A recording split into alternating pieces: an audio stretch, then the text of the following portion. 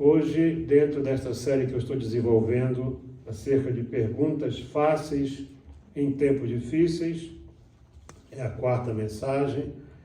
Vamos tomar como base Êxodo, capítulo 4, versos 1 e 2. Eu diria que abrisse vossa Bíblia, Êxodo, capítulo 4, versos 1 e 2. O momento em que o grande servo de Deus, Moisés, foi confrontado pelo Senhor na hora do seu chamado. Então respondeu Moisés e disse: Mas eis que não me crerão, nem ouvirão a minha voz, porque dirão: o Senhor não te apareceu. E o Senhor lhe disse: o que é isso na tua mão? E ele disse: uma vara. Uma pergunta simples: o que é isso na tua mão? Deus sabia o que era. Nos tempos antigos, e até mesmo hoje, eu estive vendo que a profissão de pastor de ovelhas, ela está renascendo, especialmente na Europa e em parte da América do Sul. Aqui na África existe, né? Na Índia vi também. Vou falar sobre isso. Não uma tribo, mas uma casta de pastores. São discriminados por todos. Eles são ricos e não sabem que cada cabrito daquele equivale a mais ou menos uns quase $300 um cabrito, comprado lá deles. E eles não têm casa, eles não podem morar na vila, ali na aldeia onde os outros moram, só moram nas montanhas, você não vê uma casa lá. E eles têm as suas varas, né, para conduzir o seu rebanho. Então, no tempo antigo, talvez tenha por causa da dificuldade dos caminhos, era muito comum, especialmente entre os homens, o costume de usar uma vara. Dependendo da circunstância, da profissão, podia ser vara, cajado, bordão ou cetro.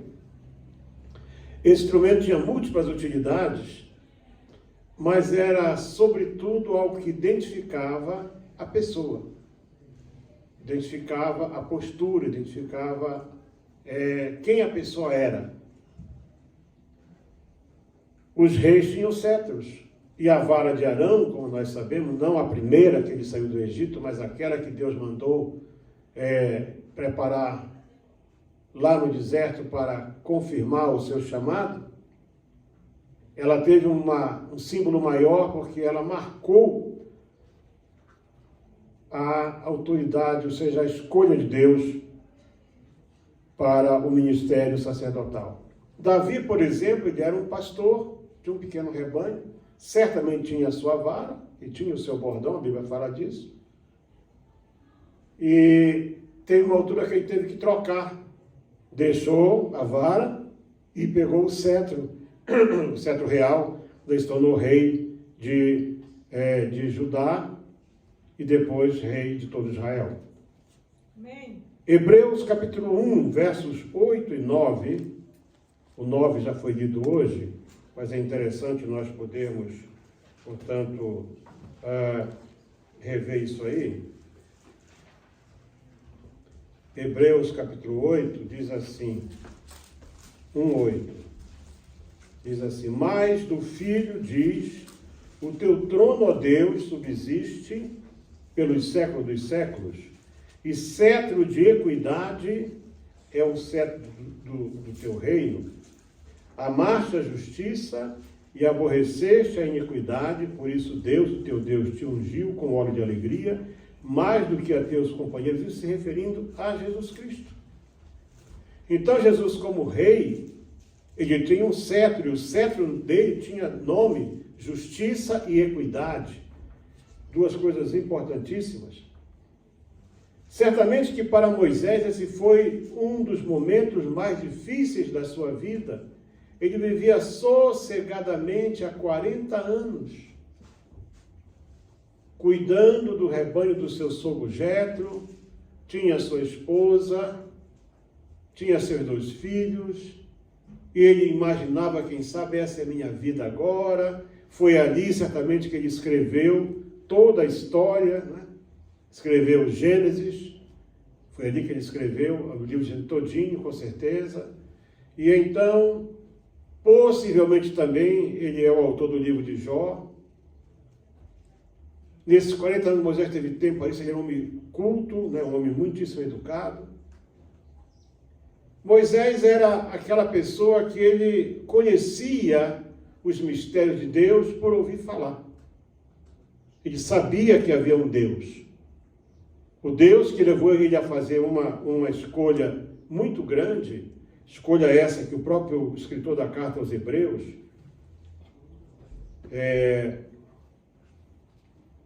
ele diz aqui, o escritor da carta aos Hebreus, que Moisés, quando ele teve que fazer a escolha dele, ele soube escolher bem. Ele diz aqui no capítulo 11, referindo-se a Moisés, pela fé, Moisés, no verso 24, sendo já grande, recusou ser chamado filho da filha de Faraó, escolhendo antes ser maltratado com o povo de Deus, do que por um pouco de tempo ter o gozo do pecado. Você tem que entender que Moisés ele foi educado em toda a ciência para ser Faraó. Esse Faraó ele só tinha essa filha, ele não tinha um herdeiro. E então, quando essa jovem adotou Moisés, ele foi educado para ser um Faraó. E a história conta conta que Faraó o amava como um filho e não como um neto. Mas diz que ele escolhendo ser maltratado com o povo, do que tendo, por pouco de tempo, o gozo do pecado. O que é o gozo do pecado? É o fato dele viver lá no Egito, ser Faraó e concordar com a escravidão. Tendo por maiores riquezas o vitupério de Cristo do que os tesouros do Egito, porque tinha em vista a recompensa. Isso aqui já é fé. Pela fé deixou o Egito, não temendo a ira do rei, porque ficou firme como vento invisível. Pela fé celebrou a Páscoa. Pela fé passaram o Mar Vermelho. Enfim, Moisés, ele é um exemplo de quem soube, quando confrontado por Deus, tomar a decisão certa na sua vida. Isso é algo importantíssimo que nós não podemos deixar de lado. Moisés tinha a sua vara. Todos os dias ele usava aquela vara, quem sabe para controlar o rebanho. Ele tinha maneira própria, quem sabe se apoiava para poder subir as montanhas. Ele já tinha 80 anos.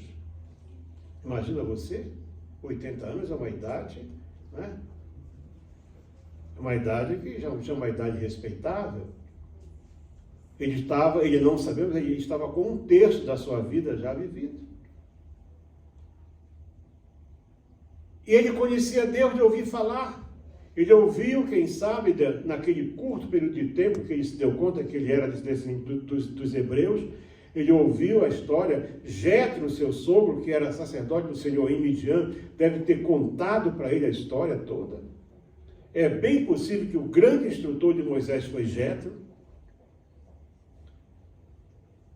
Mas ele não conhecia Deus. E Deus, então, se revelou a ele. Agora ele podia ouvir a voz de Deus e receber dele uma tarefa que aos olhos de qualquer homem seria impossível. O Egito era a maior potência da terra. Era a nação mais rica, a mais poderosa econômica e militarmente falando. Tinha uma política invejável, cada cidade daquelas cidades eram muradas, e tinha lá os governadores dessas cidades enormes, terras férteis. O Egito produzia para o mundo. E tinha, até hoje, ainda estão descobrindo coisas do tempo de 3.500 anos atrás que os homens ficam maravilhados. Não se consegue até hoje entender como as pirâmides foram construídas.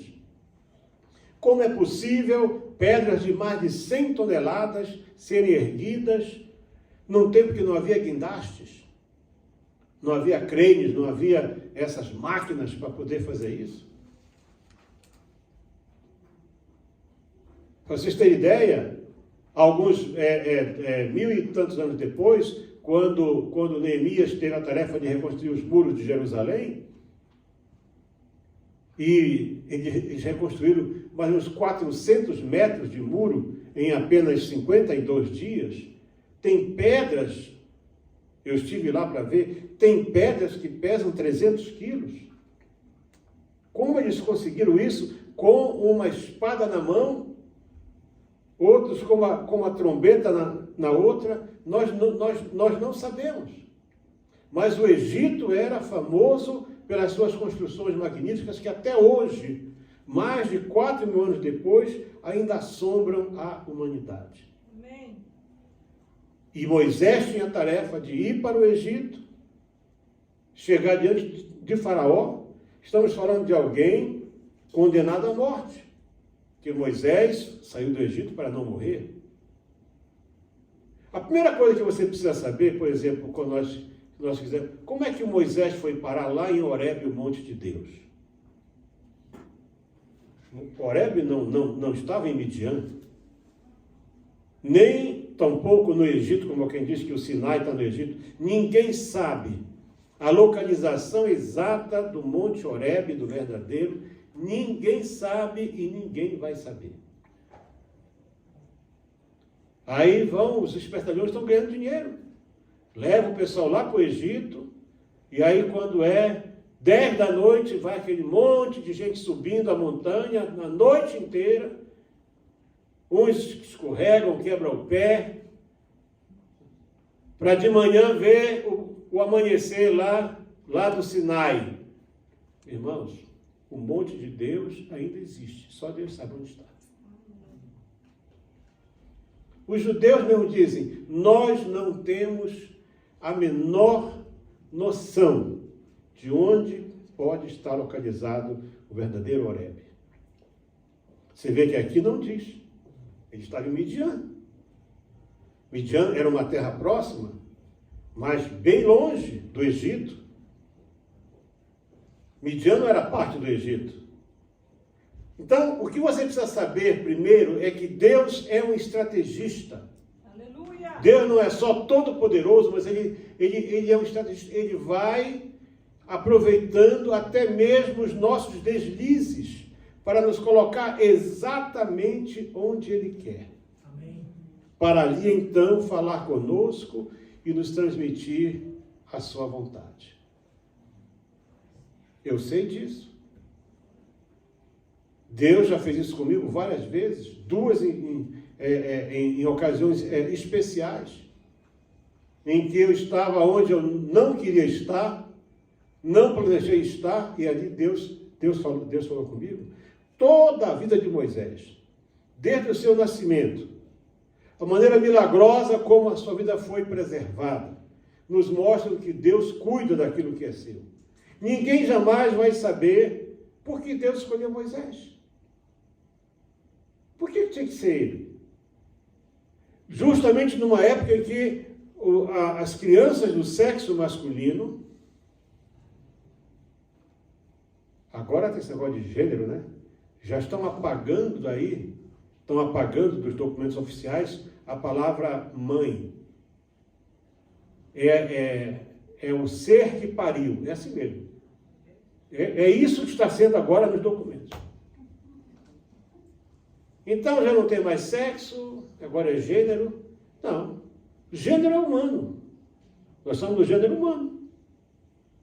A pessoa é homem ou é mulher. Mas o faraó deu uma ordem. Todos os meninos, né, devem ser mortos. E o primeiro milagre foi que Moisés foi preservado por 3 meses. Glória a Deus. E a sua mãe, então, fez um pequeno cesto de vime, calafetou tudo aquilo ali com betume, que é abundante naquele lugar, quem sabe forrou, né? E colocou no rio. E assim, calhou, portanto, nada disso é coincidência, é projeto de Deus. Naquele dia era o dia que a filha do faraó tomava banho, devia ser talvez um sábado, né? Tem pessoas que só tomam banho dia de sábado. É verdade. Uma vez nós estávamos procurando casa, viemos ver uma casa aqui nessa região aqui assim. Quando nós chegamos na porta da casa, só sentia o cheiro do vapor. E o agente ficou um bocado incomodado, que era a hora marcada, e veio de lá uma senhora africana e disse, mas é porque hoje é o dia da gente tomar banho. Quer dizer, então só toma banho naquele dia, todo mundo. Então eu não estou falando uma inverdade. E ela foi tomar o banho dela e escutou a criança chorar, sol quente, não, estava longe da mãe, 3 meses de idade, e foi, pegou, viu que a criança era judia, identificou que era descendente, mas tomou para si. E mais ainda, quando Miriam se apresenta e oferece a possibilidade de alguém cuidar, agora Joquebede podia cuidar do seu filho em segurança e ganhando para isso. Vejam como é que Deus faz. A ordem era matar, Deus preservou, e a filha do faraó é que cuidou. Moisés foi educado no palácio. Ele era a criança, ele era a alegria do palácio. Imagina, sentava no colo do vovô, né? Ele era a criança que era a alegria de tudo, cresceu ali, se tornou um grande general, um grande arquiteto, construtor, estrategista. Mas um dia, a Bíblia não mostra como, ele descobre que a sua origem era outra. E quando ele vê alguém maltratando um dos seus irmãos, ele vai lá e ele matou o oficial do rei, e isso era punido com a morte. Ele fugiu. E por 40 anos ele esteve numa terra estranha, longínqua, chamada Midian, na casa de Jetro. 40 anos ele passou aprendendo que ele era o tal. Era o menino, né? Ele era o, como diz hoje, né? Na minha terra, quando não tem uma palavra, eles inventam, né? Tem agora a palavra princeso. Inventaram, já. Princeso. Eu não sei se princeso é elogio ou o que é, né? Mas quando o camarada é assim um pouco, é princeso, pronto. Ele não era príncipe, né? Ele era um princeso, ele mandava ali naquilo. E agora ele teve que fugir. Fugiu. 40 anos depois, uma noite ele tinha saído, estava bem longe da casa do seu sogro, estava no Monte de Deus, e ele vê uma sarça, que nada mais é do que uma bola de mato seco, e isso é muito comum no deserto por causa da diferença de temperatura, o calor da pedra, mas isso é de dia. É muito comum de dia a sarça arder, mas à noite não. E diz que ele viu aquilo ali e a sarça queimava, mas não se consumia, e ele chegou perto.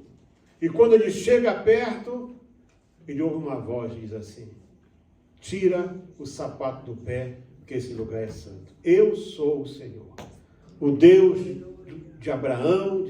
Deus se apresenta para ele.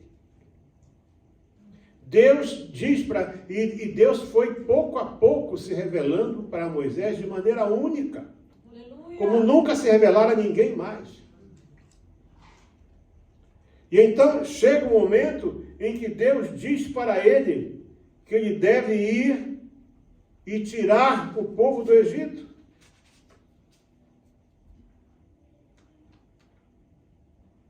É claro, é natural, você está ali sozinho, o mato pega fogo, é curiosidade. Muita gente, às vezes, se aproxima da igreja por curiosidade.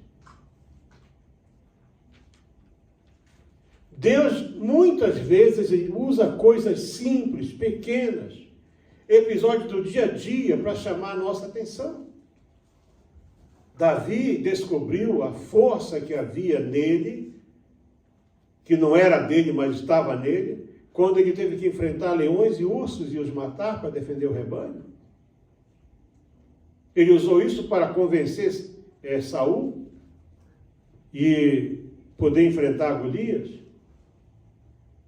Pedro se humilhou e disse: ausenta-te de mim, Senhor, porque sou pecador, depois que ele viu o milagre da pesca maravilhosa.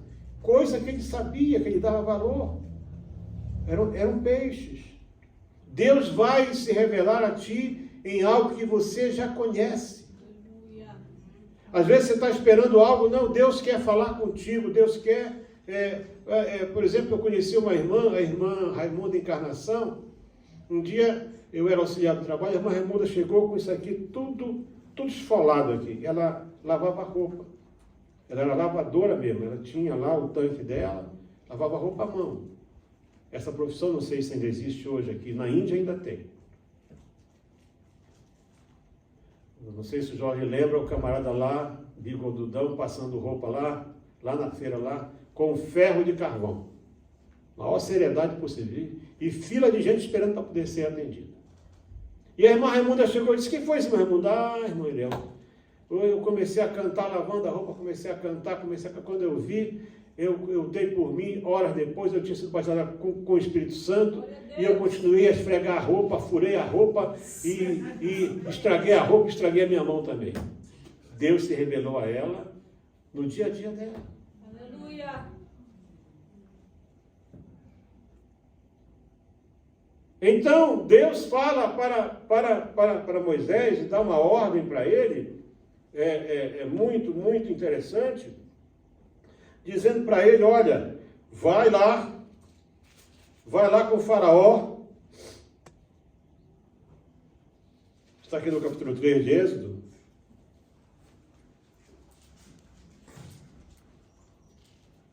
Eu sou o Deus do teu pai, 3:6. O Deus de Abraão, ele disse: eu sou o Deus de teu pai. Ele disse, então ele era o Deus de Anrão. Anrão era pai de Moisés. Então Deus aqui dá testemunho de que o pai de Moisés era uma pessoa que tinha ligação com ele. Eu sou o Deus do teu pai. E também sou o Deus de Abraão, de Isaque e de Jacó.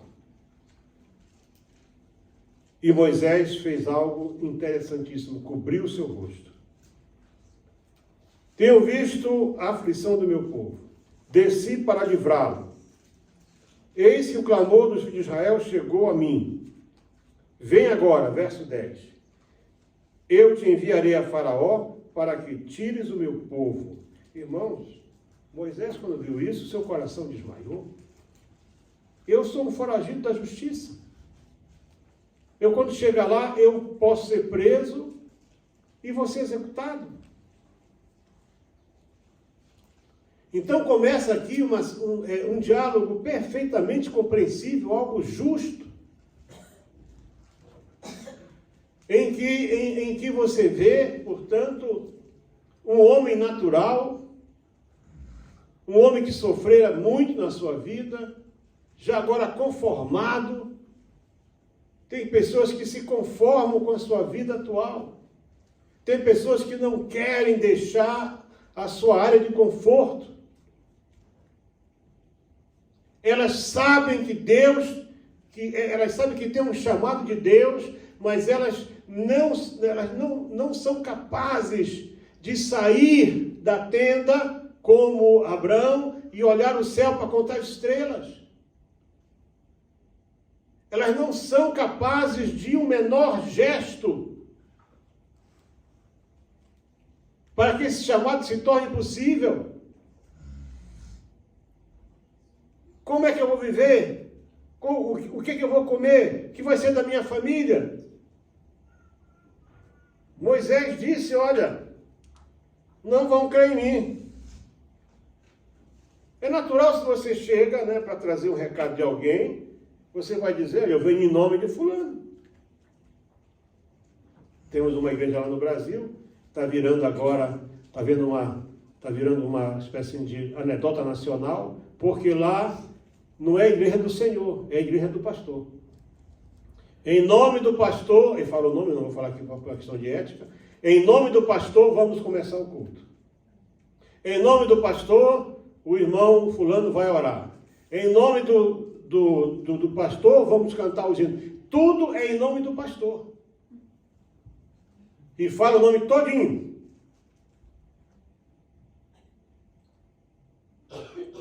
Então, é natural, quando você chega para trazer um recado, dizer, olha, eu venho em nome de fulano. Quem mandou você? Não, foi o pastor Eliel que mandou eu aqui. E Moisés disse, Senhor, eles vão perguntar o teu nome. Qual é o teu nome? Que tal esse? Um Deus que não tinha nome. Como é que você pode crer, servir e adorar um Deus sem rosto e sem nome? Hein, irmão Vitor? Como é, irmão Vitor, que você vai servir e adorar um Deus sem rosto e sem nome, irmão Vitor? Como é que você vai trazer um recado? Vou chegar lá e vão dizer, mas quem é esse Deus? E Deus pensa assim, tu vai dizer que o Eterno te mandou. Eu sou o que sou. Essa palavra, eu sou o que sou, quer dizer, eu sou o Eterno. Há uma discussão agora, o nome de Deus é Yahu, não sei o quê. Eu não estou nem preocupado, gente, com isso. Estão aí trocando até insultos aí, porque você é um estúpido, eu não quero saber nada. Para mim é Deus. Amém. O único Deus verdadeiro. Santo, fiel, justo, poderoso, eterno, Criador dos céus e da terra. Não precisa mais do que isso. Mas Moisés fez uma coisa, Senhor. Eles vão perguntar, quem é esse Deus? Qual é o nome dele? Vai dizer para eles, o eu sou te enviou, o Eterno te mandou. Aquele que não muda. Aquele que é. E no meio de tudo isso, nós temos que ver, por exemplo, que essa maneira de Deus chamar as pessoas, ela varia de um para o outro. O Eliseu era filho de um homem muito próspero, estava arando a terra, e ele chegou, jogou a capa sobre ele.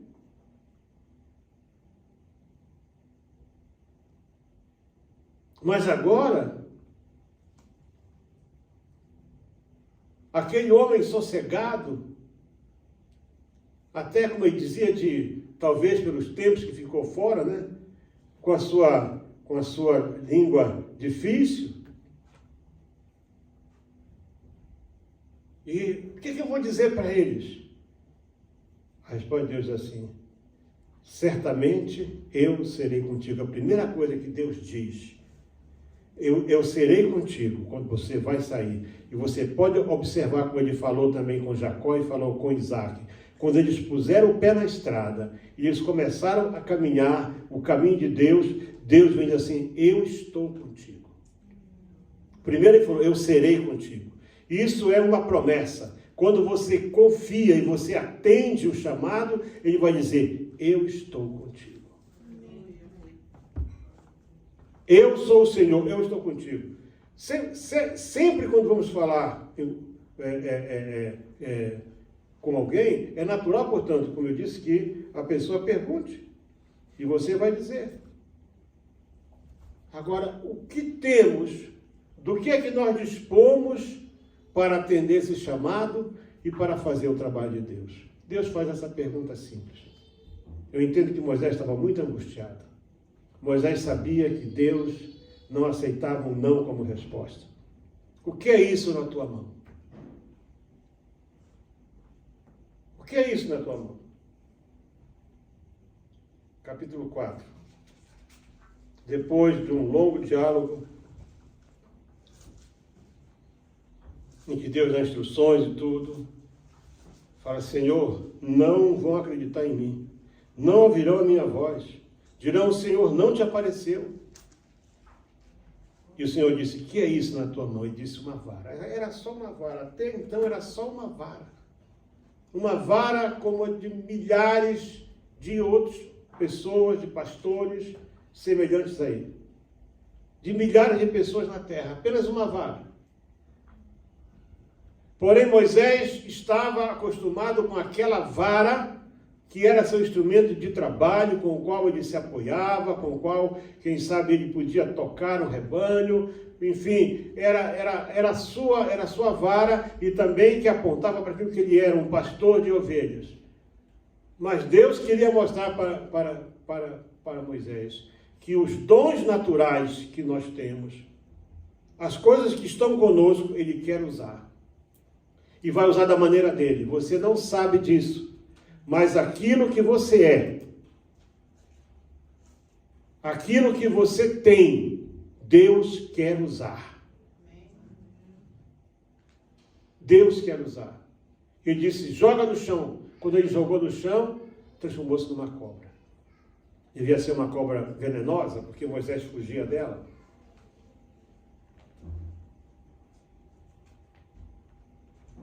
E Moisés fugia dela. Então o Senhor, Moisés, estende a mão e pega-lhe pela cauda.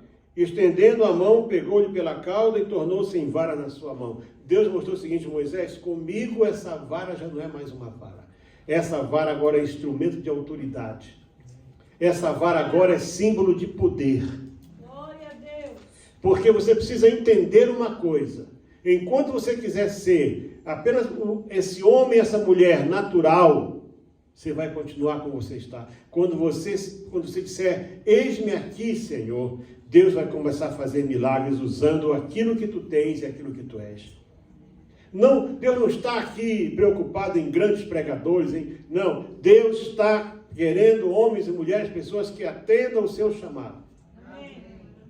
Algum tempo depois, quando Moisés chega na beira, às margens do Mar Vermelho, e aflito corre para Deus, Deus fala assim, por que tu clamas a mim? Estende essa vara, olha a vara aí, Moisés. Essa vara virou cobra, essa vara fez o rio virar sangue, essa vara fez muita coisa. Moisés, estende a mão agora e levanta sobre o mar. E o mar se abriu. Aleluia. Então, a vara que virou cobra agora abria o mar. Logo depois, quando os amalequitas atacaram essa vara para o alto, era o canal que trazia vitória para o povo de Deus. Quando faltou água, essa vara batia na rocha e a rocha dava água. Então, veja o seguinte, aquilo que antes era apenas um instrumento de pastor, agora era um símbolo da autoridade de Deus na vida do homem. Muitas vezes você está indo atrás de coisas que estão muito perto de ti. Elas estão ao teu alcance. Amém. Deus não é mais Deus de um pastor, ou de um presbítero, ou de um evangelista, ou de um profeta. Deus é o nosso Deus. Amém. Ele é o mesmo Deus para mim, quer ser o mesmo Deus para você. Você só precisa crer nisso.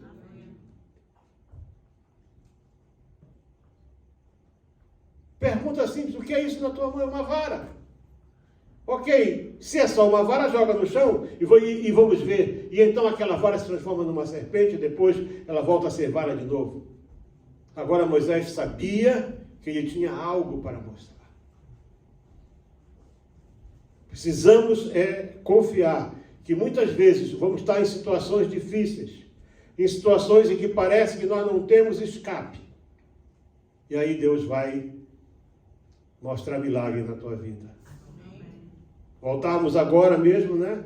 Já éramos uma viagem, essa viagem que nós tivemos que escapar dos hindus por 2 vezes no mesmo dia. Tivemos que nos reunir lá num lugar escondido com os irmãos. Quando paramos o carro, vieram muitos hindus para ali, começaram a cercar a casa. Caminho horrível na volta. Chegamos em casa, era quase 7 da noite, paramos ali cansadíssimos, desde as 8 da manhã, estávamos viajando, visitando, fomos nesse dia em 5 lugares diferentes, participando de cultos, animando os irmãos, orando com eles. Paramos ali, deixamos e tal. Quando foi de manhã, o Peter falou assim, pastor, o pneu estourou. Eu disse, como é que estourou? Não, eu estava aqui, escutei um barulho, fui lá e vi, tem um buraco grande assim, eu meti a mão, meteu a mão, quer dizer, nós chegamos, nós viajamos, não se sabe desde quando, com aquele pneu com um buraco enorme, sem o ar vazar. O ar não saiu.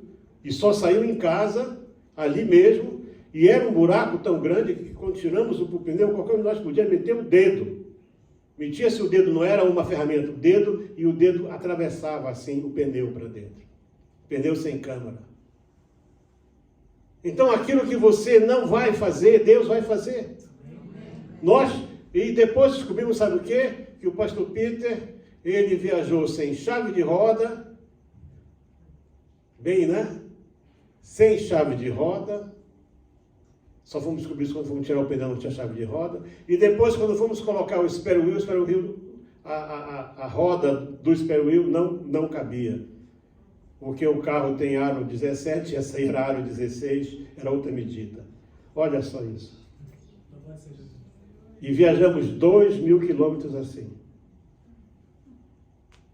Ou mais até. Então, quando você se decidir a dizer para Deus, Senhor, eu não vou mais questionar. Você colocar o pé na estrada, você vai encontrar problemas. Moisés encontrou problemas porque não tinha circuncidado seus filhos, ele conhecia o valor da circuncisão. Ele sabia qual era o acordo entre Deus e Abraão. Não é porque você é chamado que você não vai ter problemas, você vai ter problemas, mas há uma diferença, o Deus dos exércitos está contigo. Ele é que vai garantir que você vai chegar e você vai fazer e ninguém vai te tocar.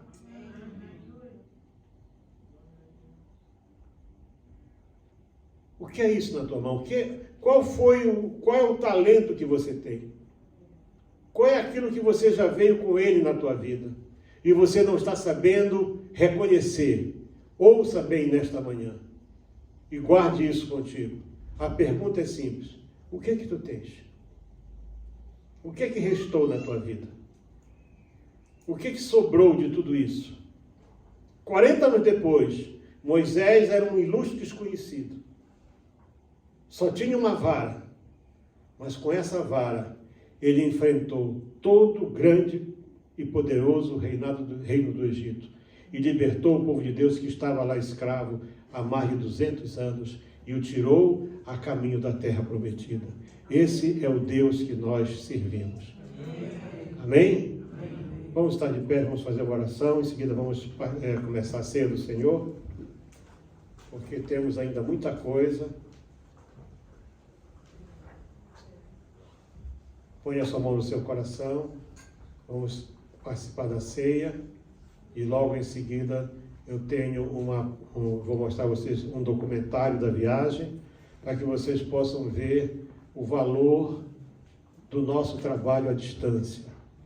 Como estamos, como uma igreja pequena que somos, uma pequena missão evangélica que vai completar agora dia 31 desse mês, 36 anos de existência, consegue fazer tanta coisa. Vieram pessoas de fora, de longe, pessoas que falam de milhões e que não têm aquilo que nós temos, construído e plantado. Vou mostrar para você daqui a pouco. Porque não basta vir, não basta se emocionar, não basta chorar. Alguém diz para mim, pastor, eu ontem não consegui jantar, porque aquilo mexeu comigo. Mas no outro dia já está jantando de novo. Então deixar de jantar um dia não vai fazer, eu não vou almoçar hoje. Muito bem, então pega essa grana e dá de oferta. Duvido muito, mas acredito que pode acontecer. Pai Santo, que o Senhor possa falar conosco cada dia. Que nós estejamos atentos à Tua voz, Senhor. Ó Deus, que nós possamos, Senhor, ter a sensibilidade de ouvir a Tua voz e saber que Tu estás falando conosco. E que o Senhor tem algo para cada um de nós. Vem estar com o Teu povo agora, Senhor. Que essa mensagem fique firme e forte no coração de cada um, em nome de Jesus Cristo. A paz do Senhor Jesus seja com todos. Eu me dirijo a você, companheiro, pastor de igreja, pastor que dirige o setor de missões, presbíteros, diáconos, evangelistas, as irmãs do círculo de oração, você, minha irmã, que você faz a cantina da igreja e investe aqui na obra missionária. Enfim, são tantos que eu ficaria muito tempo aqui para citar nomes. Dos mais distantes rincões desde do extremo norte do Brasil, passando pelo sul do Maranhão, passando pelo centro-oeste do Brasil, passando, enfim, até chegar ao sul, ao extremo sul. Homens e mulheres que tiveram o seu coração e a sua vida despertados para apoiar missões. Eu sei de pessoas que são operários, que são costureiras, que são cozinheiros, que fazem entregas, pedreiros, motoristas. Todos vocês são as pessoas que ajudam a manter essa obra viva. E você, companheiro pastor, que tem passado a tua visão para a igreja. Tudo que você vai ver é parte desse grande desafio. Aqui na Ásia, onde estamos, não posso declarar as cidades por razão de segurança, porque se o governo vier a saber onde esses homens estão, eles correm risco de vida. Também na África do Sul, no Malawi, Angola, Moçambique, nós estamos trabalhando, plantando igrejas, sustentando obreiros, fazendo tudo o que podemos para que a obra de Deus permaneça viva, construindo templos, construindo casas pastorais, dando, enfim, criando todas as condições. Nesta viagem que eu estou fazendo agora, nós vimos um pastor que a casa dele é a coisa mais miserável possível. Já separei o recurso para construir a casa dele. Estamos terminando de construir a casa de um pastor lá no Malawi também. A obra missionária, irmãos, não é só abrir a Bíblia e pregar o Evangelho. Nós precisamos mostrar o amor de Deus. Não se mostra o amor de Deus com palavras, mas sim com ações. Pense sobre isso. Deus abençoe a tua vida. Meus irmãos, esse aqui é o pastor Enos. Ele não parece, mas ele é cego. No entanto, eu ouvi agora que ele é um grande pregador e ele está à frente de uma igreja, e esta aqui é a esposa dele. Quem sabe você que tem 2 olhos bons, 2 mãos boas, pode adotar este homem aqui. Se você disser, pastor Eliel, eu vou adotar, é mais um que a gente vai poder cuidar aqui, para que o nome de Deus seja mais ainda glorificado. Deus abençoe. Se não fosse Deus, eu não estaria. Se não fosse Deus, eu não estaria.